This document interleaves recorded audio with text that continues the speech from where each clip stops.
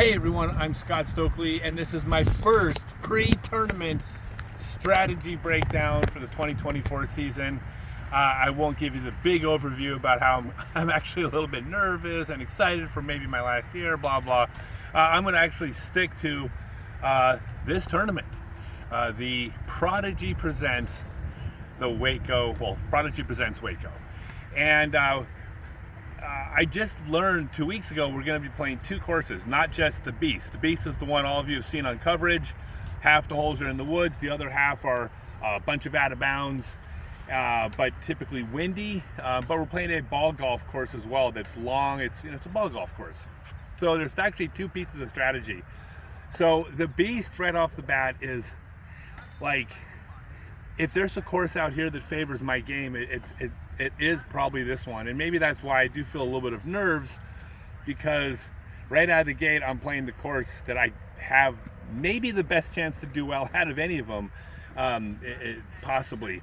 So I'm going to come out and I'm going to be aggressive out of the gate. I'm here to win. Whether or not anybody else thinks that's a silly idea, I don't care. I do not start off any tournament to show. I'm playing to win. Now, if I don't get off to a hot start, then I'll taper it back a bit and just maybe play my game. But out of the gate, I'm going for it. Basically, this is the type of course where every single hole you're going for birdie. You're attacking for birdie. What's my best chance to get to birdie? I hope I don't go out of bounds and throw a bad shot. It might sound obvious, but with these courses, you're trying to factor in what happens if I mess up a lot more. Not round one, not here. That means I could have a very good round or a very bad round. Now, the ball golf course is a bit different because it does not favor me. Now, that is not the fault of the course that I don't throw as far as the kids anymore. It's never the course's fault that it's too long for the people that don't throw as far, right? It's my fault for not throwing as far, however you want to phrase that.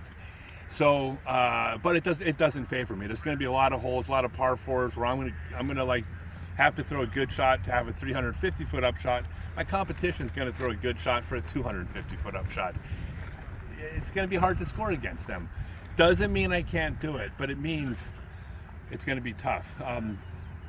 Further challenging on that course is that there are some holes that I'm playing for par all day, and the good players aren't going to be playing for par on these holes, but I am, because here's the thing. If I have to throw a conservative shot for a 450-foot approach shot on a par 4, I'm probably more than likely going to par it.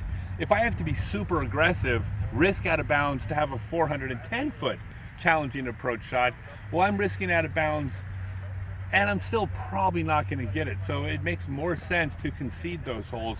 And the way to mentally concede holes is you got to concede them before the round.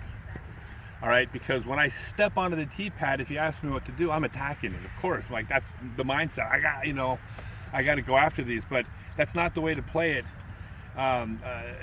That's not the way to approach those types of courses. I will concede the holes before I start, commit to playing those holes for par, and then when I get to those holes, when I step up, I don't have to make that decision. I know ahead of time what I'm going to do. All I got to do is stick to a game plan, but I'm good at sticking to a game plan. Mainly because when I don't, it always backfires. And then we come back to the Beast for the third round. Now, after 3 rounds, there's going to be a cut to the 4th round. Fortunately for me, 2 of the 3 rounds are on my favorable course, which gives me a fair shot of making the cut. But, my goal right now today, as of Wednesday morning, isn't to make the cut. My goal is to win. So the minute I step onto a course on the Pro Tour where my intention is not to win, I will step off and hand my spot over to somebody else.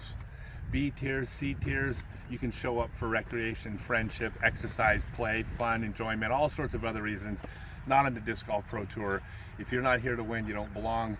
I am here to win, so that's what I'm going to try to do.